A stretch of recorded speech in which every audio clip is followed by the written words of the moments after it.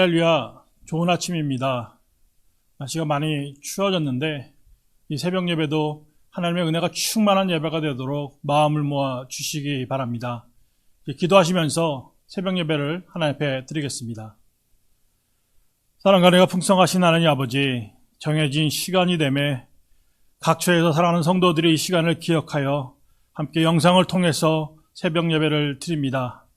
이 드려진 예배가 하나님 기뻐 받으신 예배가 되게 인도하여 주시옵시고 은혜를 사모하는 심령이 되어 예배에 참여했사오니 하나님께서 예비하신 충만한 은혜를 받아 누리는 시간이 될 수 있도록 인도하여 주시옵소서.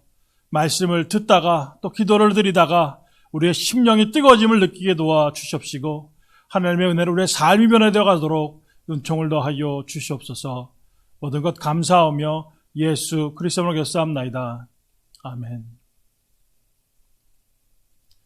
오늘 함께 은혜 나누실 말씀은 사도행전 13장 42절에서 52절까지의 말씀입니다. 그들이 나갈새 사람들이 청하되 다음 안식일에도 이 말씀을 하라 하더라. 회당의 모임이 끝난 후에 유대인과 유대교에 입교한 경건한 사람들이 많이 바울과 바나바를 따르니 두 사도가 더불어 말하고 항상 하나님의 은혜 가운데 있으라 권하니라. 그 다음 안식일에는 온 시민이 거의 다 하나님의 말씀을 듣고자 하여 모이니 유대인들이 그 무리를 보고 시기가 가득하여 바울이 말한 것을 반박하고 비방하거늘 바울과 바나바가 담대히 말하여 이르되 하나님의 말씀을 마땅히 먼저 너희에게 전할 것이로되 너희가 그것을 버리고 영생을 얻기에 합당하지 않은 자로 자처하기로 우리가 이방인에게로 향하노라. 주께서 이같이 우리에게 명하시되 내가 너를 이방의 빛으로 삼아 너로 땅끝까지 구원하게 하리라 하셨느니라 하니 이방인들이 듣고 기뻐하여 하나님의 말씀을 찬송하며 영생을 주시기로 작정된 자는 다 믿더라. 주의 말씀이 그 지방에 두루 퍼지니라. 이에 유대인들이 경건한 귀부인들과 그 신의 유력자들을 선동하여 바울과 바나바를 박해하게 하여 그 지역에서 쫓아내니 두 사람이 그들을 향하여 발에 티끌을 털어버리고 이고니온으로 가거늘 제자들은 기쁨과 성령이 충만하니라. 아멘. 미국 시카고의 무디 기념교회를 담임했던 어원 누처 목사가 목사에게라는 책에 이런 예화가 나와 있습니다. 사탄의 그 부하들이 리비아 사막에서 사는 그 성자를 유혹하려고 온갖 일을 시도하였습니다. 유혹하고 또 의심을 하도록 여러 가지 회유하고 두렵도록 만들었지만 이 성자는 그 사탄의 어떠한 유혹에도 끄떡하지 않았습니다. 그때 사탄이 나타나서 이 성자에게 이렇게 귓속말을 했습니다. 네 형제가 알렉산드리아의 주교가 되었어. 이 말을 듣자 성자는 마음에 시기심이 일어나서 얼굴에 못마땅한 안색이 나타나기 시작하였습니다. 사탄은 자기의 부하들에게 말하기를 시기심이야말로 거룩함을 추구하는 사람들에게 사용할 수 있는 우리의 최후의 무기가 된다라고 가르쳐 주었다고 합니다. 여러분, 시기심이란 무엇입니까? 상대방이 잘 되는 것을 샘을 내고 미워하는, 그리고 그 사람이 잘못되기를 바라는 이 마음이 시기심입니다. 시기심, 이 시기하는 마음에는 상대방에 대한 배려, 사랑, 이런 것들은 전혀 담겨 있지가 않지요. 다른 일과의 관계를 악화시키게 되는데 이런 것들은 사실 우리 신앙인들에게도 마찬가지입니다. 신앙인들에게 이 시기심이 생기면 우리 신앙생활에도 안 좋은 영향을 끼치게 되어 있고 다른 교우들과의 관계도 원만하게 이룰 수가 없게 되는 것이죠. 방금 말씀드린 예화에서 보듯 사탄이 사람들을 유혹하기 위해서 가장 손쉽게 사용할 수 있는 무기가 시기심이라고 한다면 이는 그만큼 우리 주변에서 이 시기심에 사로잡히는 사람이 많다는 뜻일 것입니다. 우리나라에도 우리가 익히 잘 아는 속담이 있지 않습니까? 이웃 사촌이 땅을 사면 배가 아프다라고 그럽니다. 언뜻 들으면 이해할 수 없는 말이지 않습니까? 어렵게 살던 사촌이 성공하여 땅을 살 정도의 부를 갖췄다면 함께 축하하고 기뻐하는 것이 마땅하다 싶은데 우리는 그러기보다는 그게 배가 아프다는 겁니다. 마음에 시기심이 들어와서 저놈의 사촌이 다시금 망했으면 좋겠다 라는 생각을 갖기가 더 수월하다라는 것이죠. 이런 말이 속담으로 있을 정도니까 이 시기하는 마음을 갖는 일이 얼마나 우리 주변에서 흔히 일어나는지를 우리는 알 수가 있는 것입니다. 실제로 2010년 미국에서 발표된 When Good Teammates Are Bad 라는 제목의 소그룹 연구 보고서를 보면 최근에 새로 구성된 팀에서 자신보다 우수한 기량을 가진 동료가 있으면 그 다른 팀의 구성원들은 온갖 스트레스를 받고 그 사람 때문에 더 심리적 위축감을 느낀다라고 얘기를 하고 있습니다. 놀라운 이야기죠.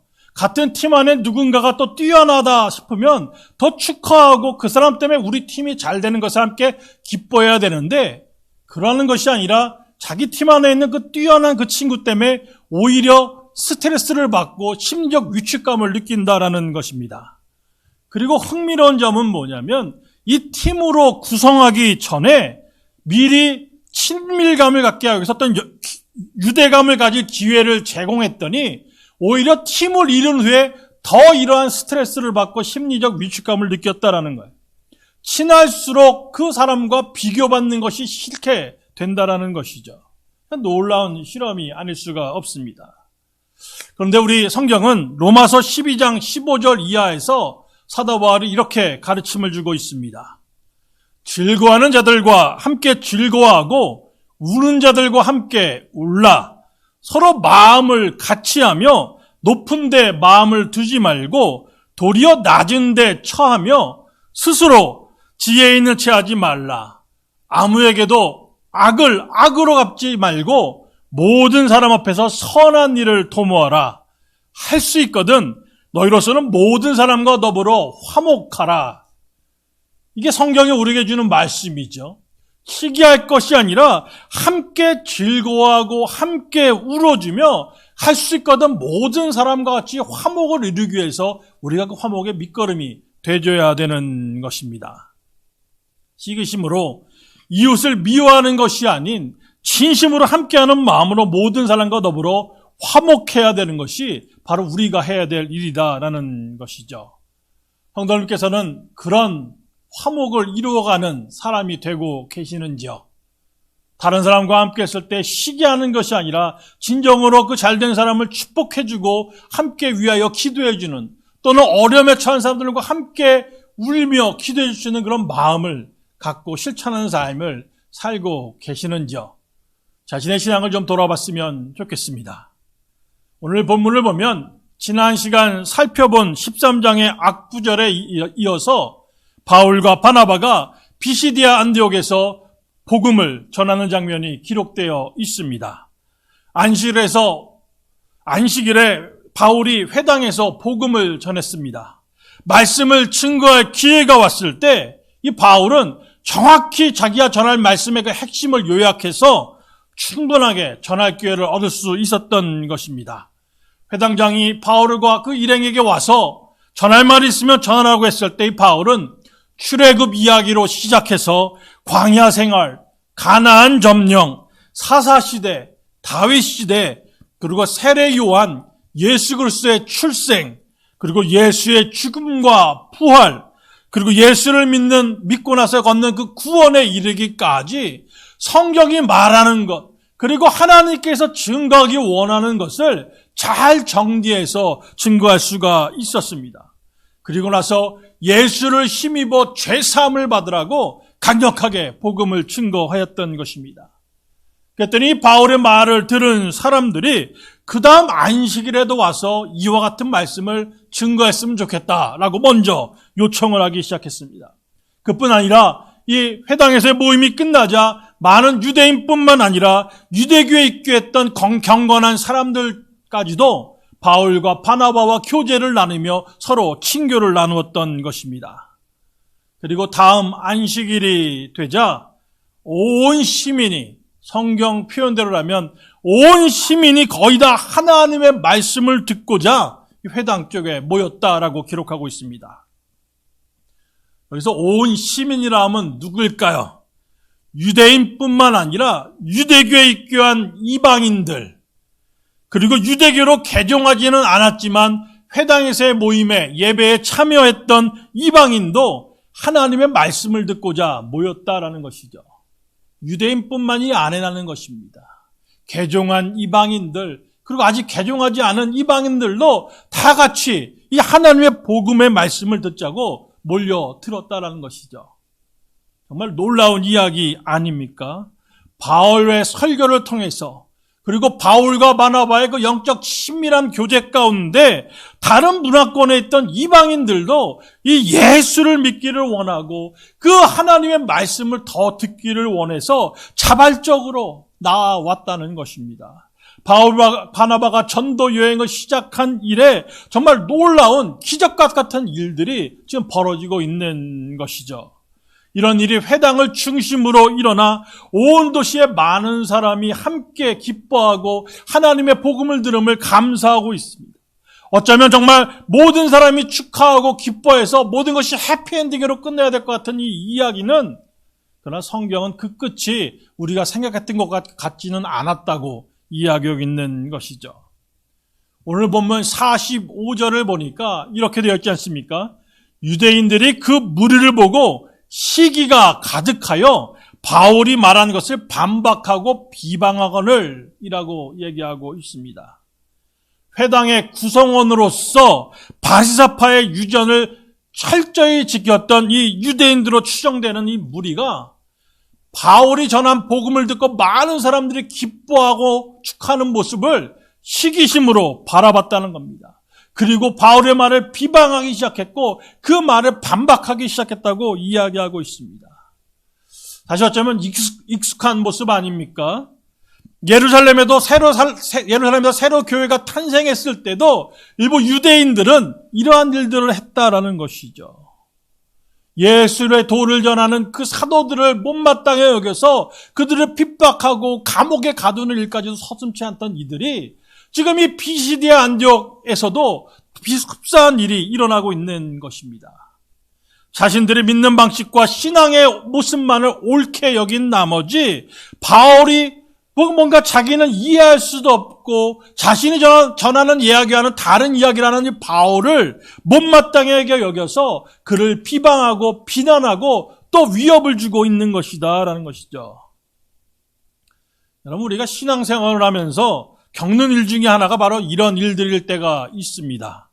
무슨 말씀이냐면 같은 자리에 앉아서 예배를 드리면서 똑같은 설교를 들었는데 어떤 사람은 하나님의 은혜를 충만히 받음으로 말미암아 하나님을 높이고 찬양하는가 하면 또 다른 어떤 사람은 그렇지 못하더라는 것이죠.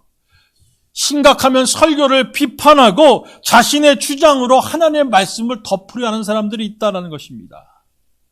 똑같은 자리에 앉아서 똑같은 설교를 듣는데도 이러한 일이 지금도 벌어질 때가 있다는 것이죠. 이러한 이야기를 들을 때마다 안타까움을 금할 수가 없습니다. 왜 이런 일이 벌어지냐라는 것이죠. 은혜 받는 습관이라는 책을 쓰신 데이비드 마티스 목사님은 이런 이야기를 합니다.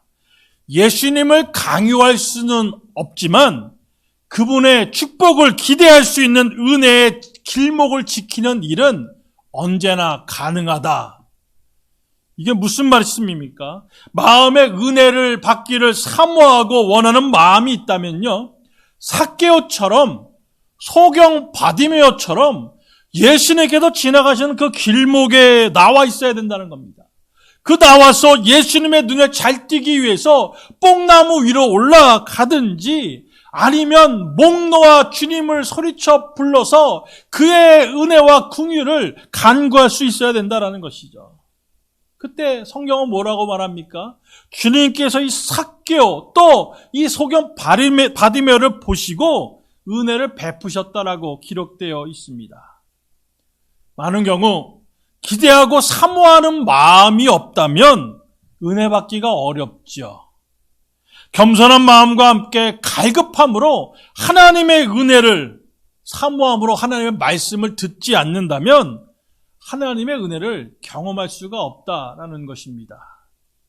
오늘 본문에서 말하고 있는 대부분의 시민, 그 사람이 유대인이든 또는 이방인이든 이러한 마음이었을 것입니다. 낯선 이들이 지금 자신이 살던 곳에 와서 회당에서 말씀을 전하는데 그 말씀을 귀담아 들어보니 이제껏 자기가 듣지 못했던 말씀인데 그 말씀을 들으면 들을수록 자신이 잘못 살아온 지난날의 삶이 회개가 되기 시작하더라는 겁니다. 그리고 그 말씀을 들으면 들을수록 그들이 전파하는 그 예수님의 사랑과 하나님의 은혜를 통해서 정말 그 예수를 믿고 나도 죄사함받고 구원받기를 원하는 마음이 들더라는 거예요. 그래서 하나님의 은혜를 사모함으로 믿음으로 그 말씀 한 구절 한 구절을 귀담아 듣기 시작했다는 것이죠. 그런데 일부 이 은혜를 사모하는 마음이 없는 일부 유대인들 어떻습니까?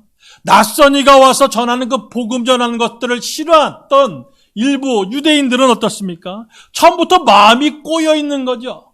저 사람이 와서 뭔 소리를 하나 마음이 꼬여 있다라는 것입니다. 자신들이 믿어왔던 그 유대교와는 다른 신앙을 전하는 것과 같은 바울과 바나바가 못마땅하게 여겨지던 차였다라는 거죠. 말씀을 들어봐도 자신은 도무지 이해도 못할 말씀을 전하기 시작하는데 은혜 받았다고 기뻐하는 무리들을 보니까 그것이 마음에 배배 꼬이기 시작한 겁니다. 나는 이해도 못하는데 저 사람은 뭘 알았다고 은혜 받았다고 저렇게 소리치나. 그러기 시작하니까 이제 바나바와 바울이 전한 말씀을 비난하고 비방하기 시작했다라는 것입니다. 앞서 말씀드린 것처럼 같은 자리에서 말씀을 들었는데 이렇게 다른 반응이 다른 사람에게서 나오더라라는 것이 놀랍기만 하다라는 것이죠. 이렇게 비방하는 유대인들을 향하여 바울과 바나바가 전하는 외침이 무엇입니까? 46절에 이렇게 말씀하지 않습니까? 하나님의 말씀을 마땅히 먼저 너희에게 전할 것이로되 너희가 그것을 버리고 영생을 얻기에 합당치 않은 자로 자처하기로 우리가 어디로 향한다고요? 바로 이방인에게 향하노라 라고 외칠 수밖에 없었다라는 것이죠. 바울의 이 외침을 들을 때 정말로 하나님의 섭리하심이 놀랍다라는 생각이 듭니다. 여러분 우리가 사도행전을 지금 계속 설교 말씀 통해서 나눠오면서 강조했던 바가 뭡니까? 바로 사도행전 1장 8절에서 예수님이 하신 말씀 아닙니까? 오직 성령이 너희에게 임하시면 너희가 권능을 받고 예루살렘과 온 유대와 사마리아와 땅끝까지 이르러 내 증인이 되리라. 이 한 말씀을 통해서 이 사도행전이 어떻게 그 말씀을 증거해 나가는지를 보여주고 있는 것이죠. 예루살렘과 유대에 복음이 전파되는 과정은 오순절날 성령이 역사하자 숨어있던 제자들이 담대히 나와서 외치게 되었죠. 그랬더니 하루에도 3,000명, 5,000명씩 전도가 되기 시작했다라는 거예요. 그리고 예루살렘의 교회가 세워지기 시작하는 것이죠. 그러나 그때까지만 해도 이 복음은 예루살렘과 유대 울타리 밖을 넘어서지 못하던 차였다라는 것입니다. 그런데 그때 예루살렘에 핍박이 일기 시작하고 스데반이 순교를 당하자 그 핍박을 피해서 뿔뿔이 흩어진 제자들이 있었는데 그중에 특별히 빌립 집사를 통해서 사마리아가 복음을 듣게 되었습니다. 하나님께서는 박해로 교회를 사그러뜨리려는 그 사탄의 계획을 여지없이 무너뜨리시고 오직 하나님만이 하실 수 있는 방법으로 복음이 예루살렘과 유대의 울타리를 넘어서 사마리아까지 이르게 하셨다라는 것입니다. 그리고 땅끝에 해당하는 이제 땅끝 사역, 이방인에 대한 사역만이 남아있던 찰나였죠. 하나님께서는 이 사울이라는 이 걸출한 인물을 변화시키셔서 이방인에게 복음을 전할 그릇으로 사용하셨습니다. 그리고 오늘 본문에서 하나님께서는 그 이방 사역을 위해 당신이 택한 것이라는 바울이 어떠한 박해 속에서도 비난 속에서도 어떠한 모습으로 복음을 이방인에게 전하고 있는지를 지금 만방에 보여주고 있는 것이죠. 이래서 이제 복음이 이방을 향하게 되었다는 거죠. 사도행전 1장 8절에 말씀한 땅끝으로 복음이 향하기 시작했다라는 것입니다. 이 과정, 복음이 예루살렘과 유대와 사마리아를 넘어 이방까지도 전해지는 과정을 보면 어느 것 하나 하나님의 섭리에서 벗어난 것이 없음을 본다라는 것입니다. 하나님께서는 이방인까지라도 구원하시겠다는 뜻을 세우셨고 때마다 전혀 예기치 못한 방법으로 하나씩 그 경계의 벽을 허물어 가시면서 복음이 땅끝으로 이방인에게도 향하게 하셨다라는 것입니다.